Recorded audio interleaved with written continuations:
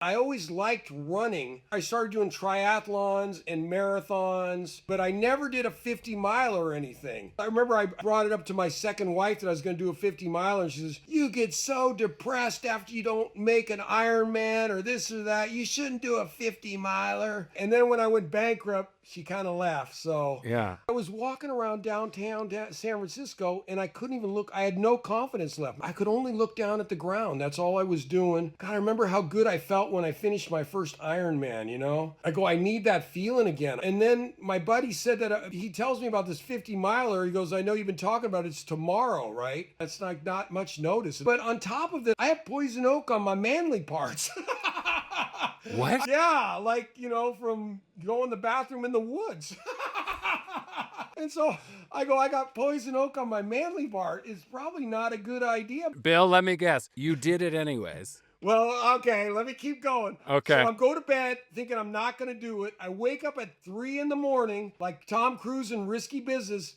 I say, sometimes you need to say what the bleep. Okay. And I went down there and I ran that 50 miles like my life depended on it. After I finished that thing, I was walking in San Francisco. I'm staring people in the eyes.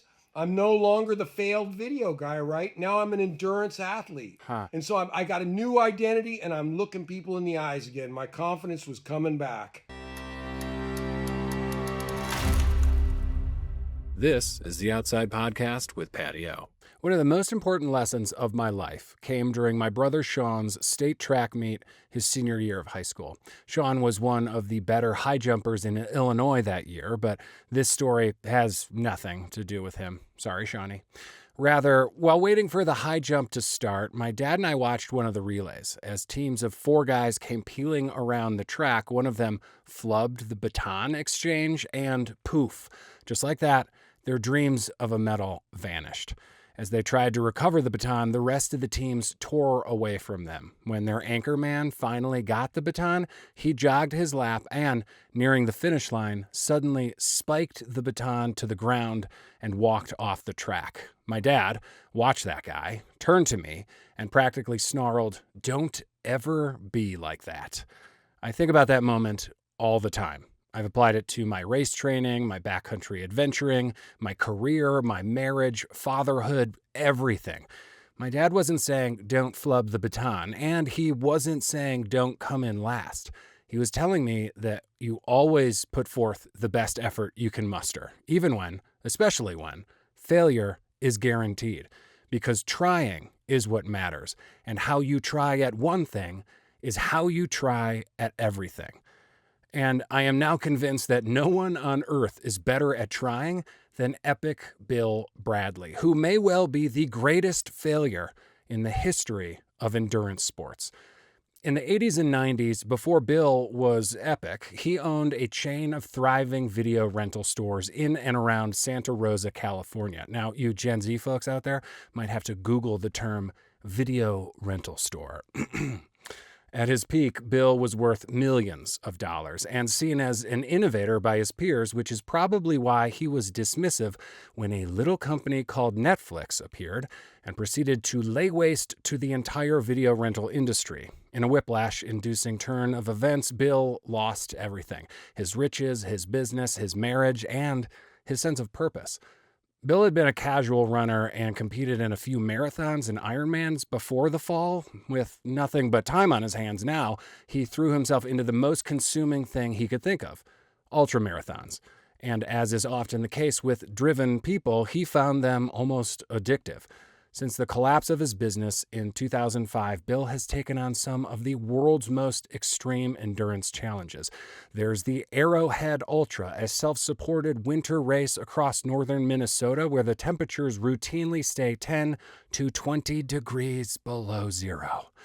Yikes. There have been ascents on Denali and Aconcagua and attempts to swim the English Channel. There's the Badwater 135, which begins below sea level in 110-degree heat in Death Valley and ends above 8,000 feet at the foot of Mount Whitney. To be clear, Bill is accomplished. He holds the world record for the most consecutive rim-to-rim runs in the Grand Canyon, and he's the 24th person to complete the 292-mile double Badwater Ultra. But in some ways, it's his failures that are even more impressive. He's attempted Aconcagua 3 times without summiting. He was lost for nearly 12 hours on the failed English Channel swim. And then there's that pesky Arrowhead, a race he's attempted 12 times without success. As you'll hear, Bill is almost more enamored with his failures than he is with his successes. Actually, I hope you'll hear that. It may be hard because the guy simply won't stop laughing when he tells his stories, and he's one of the most fired-up humans on the earth. Epic Bill doesn't just try hard in everything that he does. He's managed to turn trying and putting up with all the blood, sweat, and tears involved with that trying into a way of life. If you can do that, it kind of makes everything else a lot simpler. And that simplicity becomes a source of true joy. First things first, burnt toast. What's your last humbling and or hilarious moment outside? I was thinking about it and I said, that's gotta be when I was doing one of my first ultras up in Alaska. The Susitna 100. Okay. And I remember I was out there, I don't know what I was, 50, 70 miles into this race, you know? Yeah. And I lost my lube on the trail. I lost my lube. And my crack, you know, I don't want to be, was screaming at me. It was screaming at me. And I was in tears almost. Yeah. And I was starting to come into this little town and I saw a little house on the end of the town. It's like 8 o'clock at night and I see like one light in there. And I go, I gotta get lube, man. I gotta get lube. God. So I go up to this little house. I knock on the door. This old lady comes to the door. I said, I'm in a race called the Susitna, and I need some lube. What did this little old lady say? I don't know. They were in shock. She got her husband out there. They were in shock. And then they came out and gave me some lube. It was some Vaseline or something, man. I go, oh, God. You're godsend. Oh. You know, you're like in so much pain, man. Wow. Yeah. What's a little lube between friends and strangers? Knocking on the door. My Lord. At least I wasn't selling anything. I am so glad that this is where we're starting. You started it. I'm so excited about where we're headed. All right, let's get into it.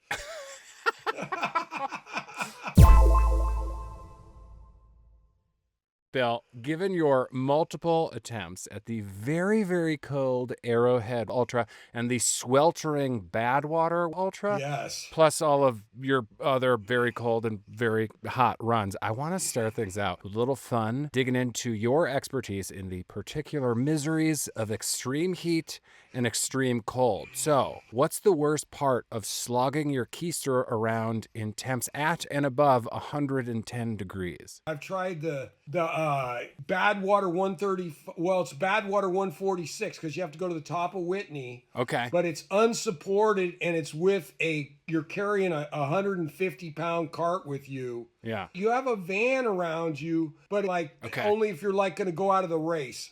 Basically, it's there so you don't die. Because I've done a quadruple Badwater out there 4 times across, 584 miles. But it was like 110 for like 3 weeks. This time, in the sun, it hit like 150, 160.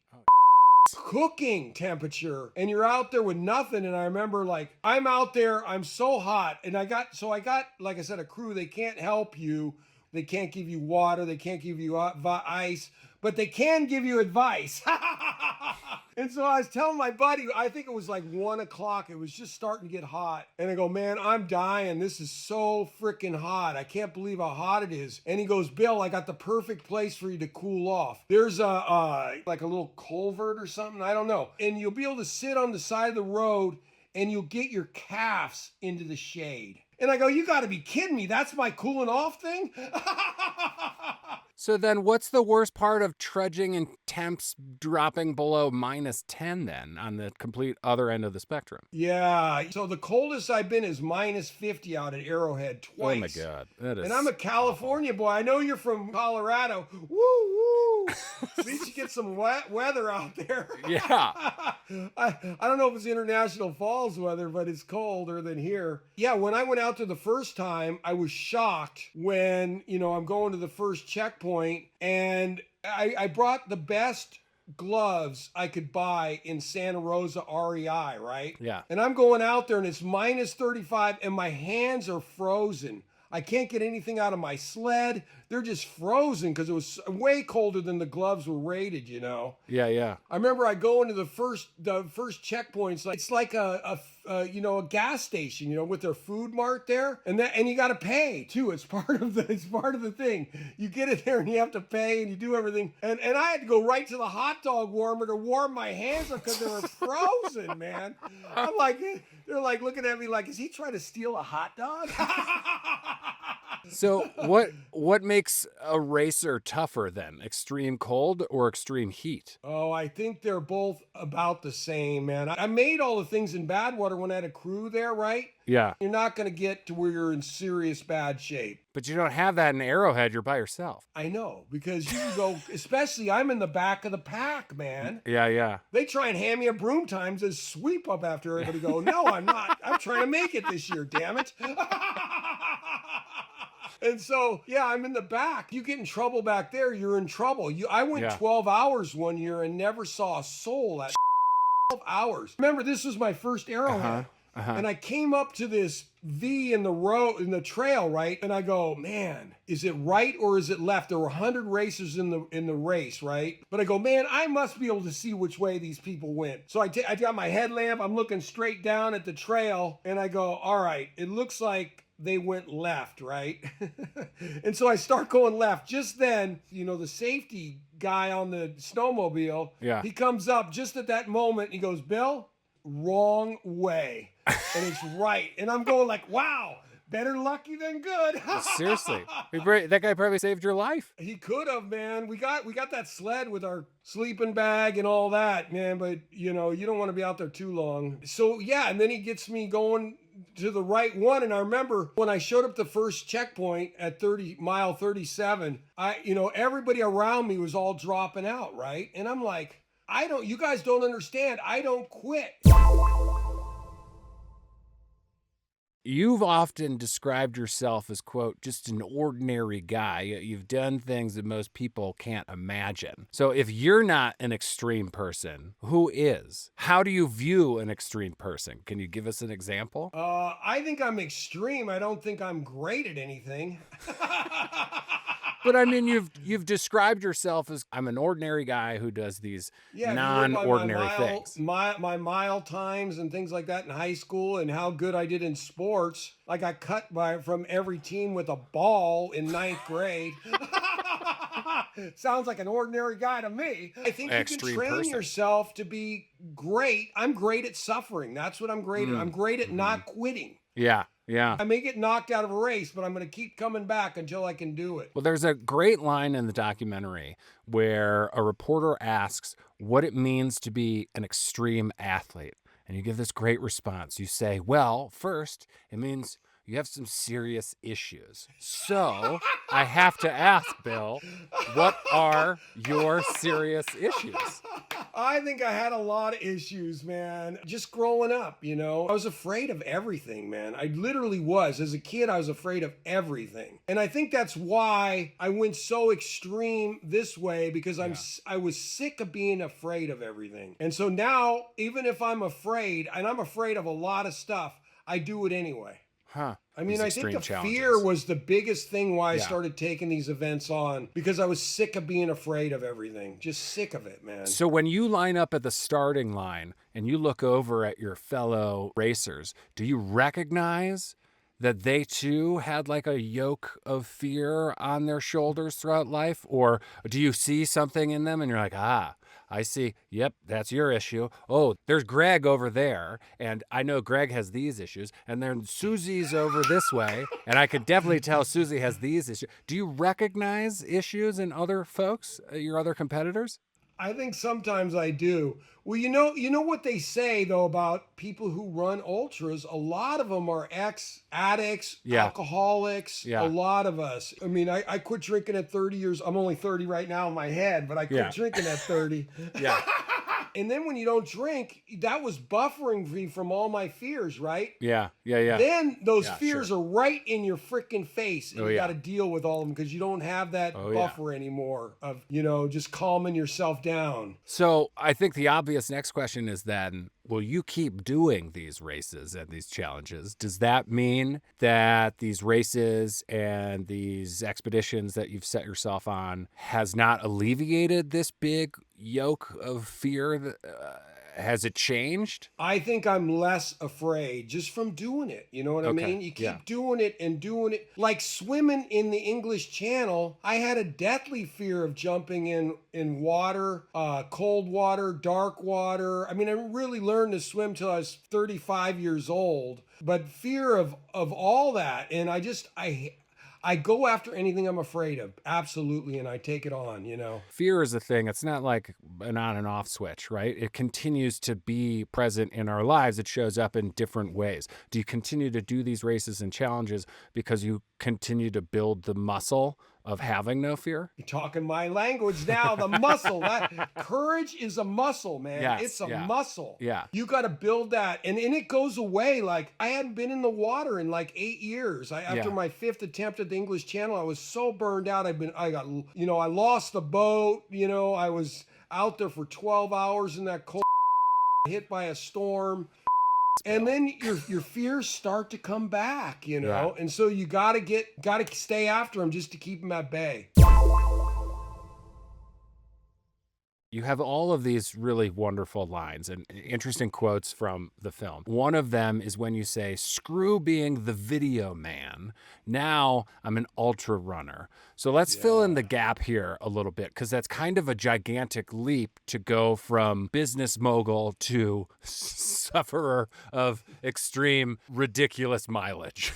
So you went from a $5 million video store empire to bankruptcy, very sadly divorce, like in a short window. So when everything felt like it had, let's say, fallen apart, why and what did the world of endurance offer that other physical pursuits did not? I ran on track in high school and junior high, and I loved running. Even in grammar school, I used to run to school. Okay. Not because I had to or anything. I just liked it, Yeah. And so I always liked running. I started doing triathlons and marathons.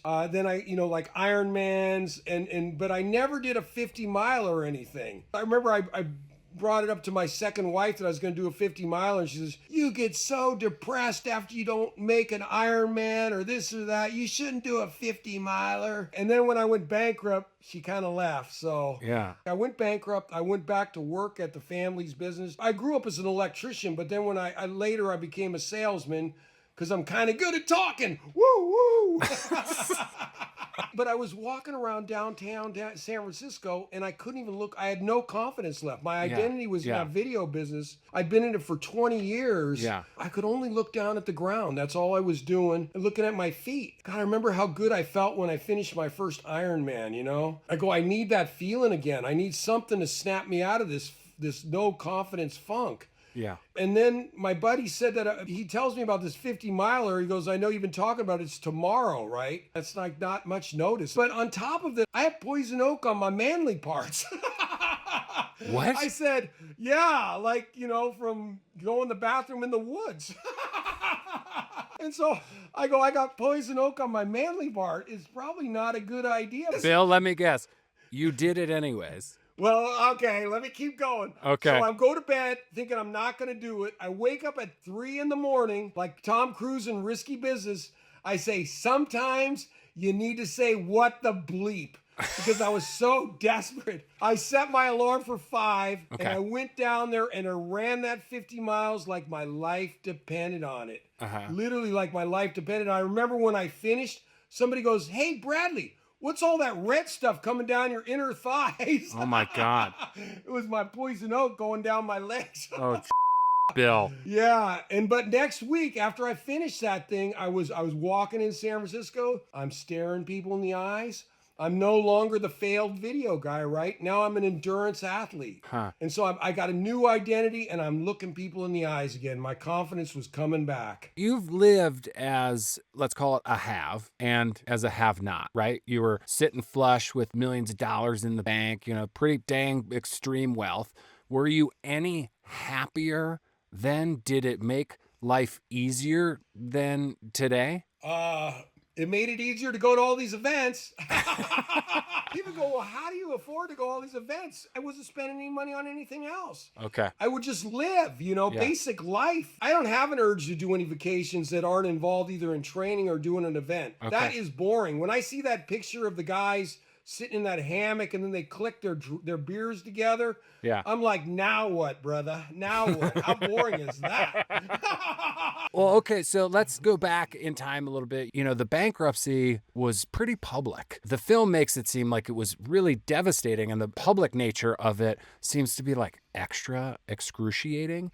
So I have to believe that crossing the finish line, even showing up to the starting line of these races in front of folks, is a way to cure that feeling incrementally, even if it's just morsels at a time. Am I right? Is that part of the motivation? I think I had to I just wanted to get my comforts up so I didn't care what other people think. You know what I mean? I had to get my confidence up to where I don't care. Because 99% of the people, they can't relate to what you're doing, and they're going to, do the criticism, and tell you why you can't do stuff, because they feel, a lot of people feel it reflects on them, that they're not doing anything with their life. I wanted to stand taller and be able to look in the mirror and look in the eye to myself and feel proud of who I am. So it was less about the external, more about the internal.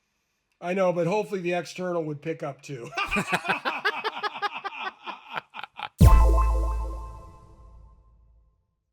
What's very clear in the film is that you seem to me to be a very devoted family man. With that in mind, how do you sit with that tension between loving your family, not wanting to scare them, but also very realistically needing these challenges in your life? My sisters, everybody, they think I'm crazy going out to International Falls where it's so cold, right? Minus 35. And I'm out there and I couldn't find that 73-mile checkpoint, right? I got up there, the cafe's closed, I'm beating on the window going, hey.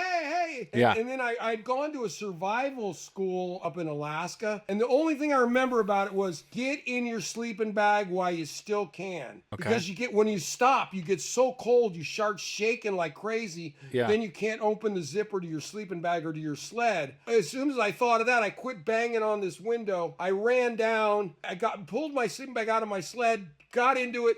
I was hyperventilating, man. Like, I was like in a panic, you know what I mean? Yeah. I finally fell asleep. And then about 3 hours later, I hear a buddy of mine, and he says, "Hey, Bill, is that you sleeping on that ice-covered parking lot?" I go, "Yeah, it is." And they were like, "Hey, your sister called, and they said, don't let Bill go past this checkpoint." Because I scared the crap out of them. They had me lost on the course for those hours. Sure. Lost and And you're very realistically risking life and limb. So how do you stay committed as a family man and also say, "I love you. I know I don't want to scare you, but I'm going to do this race"? I think I said it just like you said it. You know what I said? Because I'm pretty bad I'm really driven, right? Yeah. I'm like, well, you guys I won't tell you when I do it next time, so don't follow me. And then you won't have to worry. Do you still do that? Has that worked out for you? I think they're used to that I somehow keep living. They go, he's like a bad penny. He just keeps coming back. Do you think it's less about you having to sit with the tension and more about them having to accept the fact that you're going to just continue to do these things? I think that's what they have to do. I can't compromise my life. This is my calling. I'm trying to inspire like millions of people and stuff to go after their dreams and their goals and don't let anything stop them. And if I can go after these things with everything I got, these extreme endurance, and they sure could go after whatever their goal or dream is. And don't let a little thing stop you, you know? Yeah. When most folks hear about people like you who are devoted to these objectively brutal challenges, the response is first to ask why, and then to ask how. So let's turn the soil over on that, because the way I see it, you seem to have some superpowers around stubbornness, suffering, pain, and failure. Let's start with stubbornness. A lot of your public comments make it sound like relentlessness is almost your entire playbook. How much of your talent or gift can be reduced to simple stubbornness? If you want to call relentlessness stubbornness, that's what it is, because I won't quit, man. I'm just not going to quit. I'm going to keep coming back. You know, no matter how bad I get tortured, no matter how bad the frostbite is, falling in a crevasse like 25 feet down on an alley. Nightmares. I have nightmares. Yes, yes. Like these are nightmarish things that you are describing. How do you temper that then with something that is like pretty admirable to be like, man, this guy out on the trail will just push through anything to just keep going and to keep going. How do you temper that though in your personal life? Like, does stubbornness at all play a role in interpersonal relationships, your life off trail? Did it play a role in the bankruptcy, in your marriages? It did. I think it did play a role in the bankruptcy because Netflix came out. Yeah. And I'm like, we never quit. Netflix. I'm like the guy talking at our big national video convention, rallying the troops. Netflix is not going to take us out. We always survive. We'll all figure it out. We're this. Because I'm still expanding. I have 3 brand new stores open. And then I'm like the first guy to go bankrupt. You know what I mean? It's like, I never have a plan B. Once I go for things, I'm going. With something like that, right? Like where it's like, oh, it's a superpower over here. And over here, it's really actually like detrimental to my well-being. How do you push and pull that? How do you make sure it's only the good stubborn and not the bad? I mean, do you know? Is there a way? I have a life coach. I quiz her every once in a while and make sure I'm not crazy. So is that what you have to do? Do you have to fact check your thoughts and motivations? I kind of do, man. Okay. You know, all right. because there's pretty much nothing I will do because of fear. I just will do it, you know? Yeah. Like, I think I go to people who I think will tell me yes. That's why I do it. But I said, I had this mentor. They're my mentors, the people who say, yes, Bill, yes. Yeah, I go, I do it. So that's the measuring stick for like whether it's good stubbornness or bad stubbornness. Yeah, I just got to ask everybody until one person says yes. Yeah, somebody who's crazier than me. Crazy guy. Yeah, he said yes. Your motto is show up and suffer. As a mantra, is that too reductive, though, to really encapsulate how you do what you do? What is it about suffering that you find so beneficial? I think it's a muscle. Like, get out there and suffer. And it's so much of it's mental, but you're building that muscle up, you know, just against those fears. I honestly, man, I was so afraid of everything that you know, that's why I started drinking and everything. It was the first time I felt like at 18 years old that I felt like I had courage, is because I had liquid courage, right? You know? Yeah, I get that. And then when I stopped drinking, all that fear came back and I go, okay, I'm going to face these fears, you know, and I was never going to use anything to buffer the fear, right? I was going to face the fears. And that's what I did. And I think by facing those fears, you keep building up your courage and pretty soon you have a big life. I've been doing Ironmans and marathons. And it was a big deal when I finished those, but the level of suffering in those, even though it was bad, you had aid stations every mile on the run, you know what I mean? Yeah, okay. So you were never like in danger of anything, you know what I mean? You're always safe, even if you were suffering. I had read the book Into Thin Air, right? Like a long time ago when it first came out. And I said, I'm going to climb Mount Everest someday. I don't know what it is that makes me take on this stuff that would scare. It does scare me, and it makes me want to take it all on. But I think I realize that most things that people think are really, really, really dangerous aren't as dangerous as what is in their mind. Does the mantra only apply to slogging along on a trail, or do you find it is also true and is beneficial in your personal life? It's definitely beneficial in my personal life too. So when I did my first Badwater race, I really didn't know about like hyponatremia and all this stuff. And so I'm just like, it got really hot and I'm just chugging this water. I ended up getting hyponatremia so bad that my quads were cramping so bad, it felt like somebody was putting a butcher knife in me. And so when I made it to the top or to the portal on Whitney, the finish of that first Badwater race, literally that felt like I had a win. Like not just a 50-mile win. This now is one of the toughest races in the world win. So what does that do for my personal life? That gives me more confidence in my personal life. Even though the business thing really put a dent in me, like something like you wouldn't believe. Yeah. So that the business end's been slowly coming back, but I can get up and talk in front of 1,500 people now. Things I could never have done before, all this stuff. I was doing a lot better in sales after I started doing these things. Yeah. I was kind of interesting for people to talk to. Another thing that shows up a lot in your story is pain, and not as something to avoid, but something to lean into. What do you think pain has taught you about yourself that comfort never could? Oh, I don't think you learn anything from comfort. I just think that's just bad news, man. It's just, it's a reward is what you got to use comfort as. One of the things you talk a lot about in the film, and we've talked about it in this conversation, is about fear, your own fears about heights, cold, loneliness, heat, even death. And you talk about deliberately chasing down those fears, facing these fears. There's a lot of pain in facing fear, even if you overcome these things. So what happens to fear once you've faced it enough times? You get numb to it, man. Whatever you want to call it. It's just not as big a deal. It gets a little less all the time. Even when like I hadn't jumped in the water in 8 years in the bay and I jumped back in, first day, ooh, man, I'm really tight.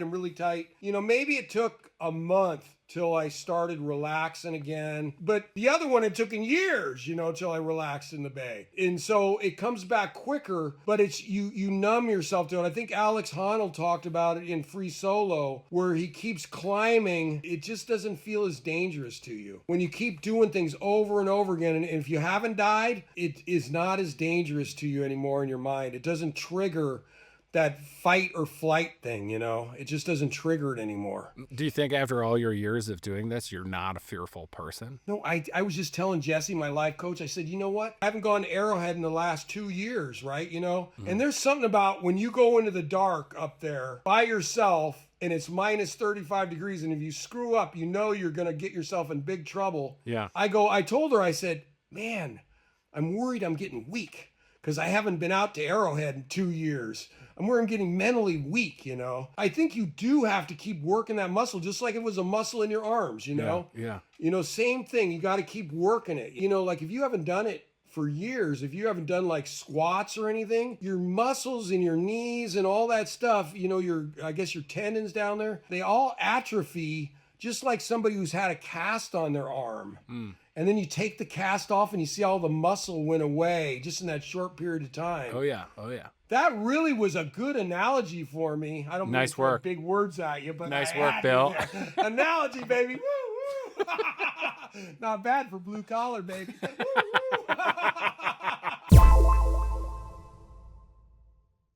The things you choose to do outside are not your average weekend warrior things. The amount and frequency of them make you an outlier, even in a room full of full-on outdoorsy hardos. But trying and quote-unquote failing and trying again is incredibly relatable, and arguably it's the most relatable thing about you. Like, you have failed publicly many times, right? In not crossing the finish line or making the summit, things like Denali, Arrowhead, the English Channel, et cetera, right? But you keep coming back for these things. So how did you learn to see failure as part of the process? I think it comes back to 9th grade when I was playing the ball sports. Okay. I had played basketball since I was like 5th grade. Then you come to ninth grade. Now it's like there's only one team as a freshman, you know, the Yeah, JV yeah. I was a freshman team. And I was a late mature. So I was like 5 feet 2 inches and I wasn't that good at basketball. Spud Webb, you were not. No, nobody accused me of being Spud Webb and winning the dunk contest. I literally, you know, I went out for the team and they put the list up in the locker room of the people who had made the team, you know, and I got cut. And I came after school and I challenged the guy because you could challenge, and the guy creamed me. I didn't go down easy. So you're 14 years old and you challenged the guy who made the final spot to see if you could bump him off the roster, and you got That's creamed exactly by right, this guy? Man. The better man wins, and I was not the better man. So you've been trying and quote unquote failing for essentially the majority of your life, is it right? I think so. I think I had a little run in the video business where I did pretty well. Yeah, for sure. But to you, is failure beneficial? Is it just part of the thing that you do? I think it tells me that it's a worthy challenge. How? I remember I did that Ultraman, and that's like 2.5 Ironmans around the Big Island, you know? Yeah. And those were some of the best athletes I'd ever been. There was like an Olympian in there. Everybody was great. And I made it the first year, right? It was a huge deal. And then I go, well, I'm like one of the gang now. I'm going to go back and do a second year, right? And I do the second year and I made it again. And it's still really, really hard. Yeah. But I'm like, well, that was boring. I already knew I could make it and I made it again. It was boring. I need another challenge. So the success of finishing a thing, like crossing the finish line, that's not even that fun for you. No. Like next. It's instantly next. What's the next challenge? What's the next big challenge I can go after that's going to scare the crap out of me and make it really hard for me to finish? I remember I was sitting in that sleeping bag at Arrowhead, like hyperventilating, thinking like, wow, this race is worthy, man. Well, so how do you know when to pull the plug? Or will you never, ever pull the plug on one of these things? Will you never say? Pull the plug. I took 8 years. I was so burned out on swimming. I took 8 years off.